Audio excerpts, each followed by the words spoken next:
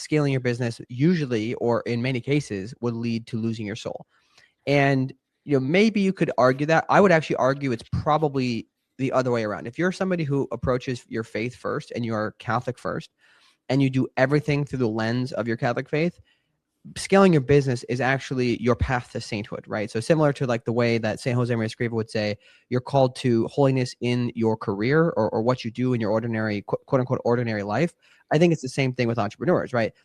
Entrepreneurship just has a larger scope to it in many cases than a standard career, because you are a steward of the lives and of many people, the families who work for you, the customers that you support or provide services to, your suppliers.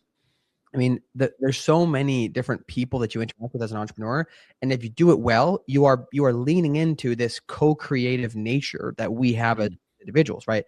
In Genesis, it says we're created in God's image and likeness. That has nothing to do with how we look, and it has everything to do with the nature of our soul, right? In marriage and in having children, we are co-creators in a really, really like the truest sense of the term. But also that applies to our abilities as entrepreneurs, or even just employees per se. Too, you don't have to be necessarily an entrepreneur, but the things that we can create. This is leaning into godliness, if you will, right? Why not leadership?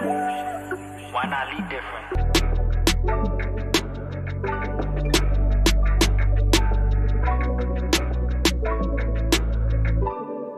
This is Lead Different.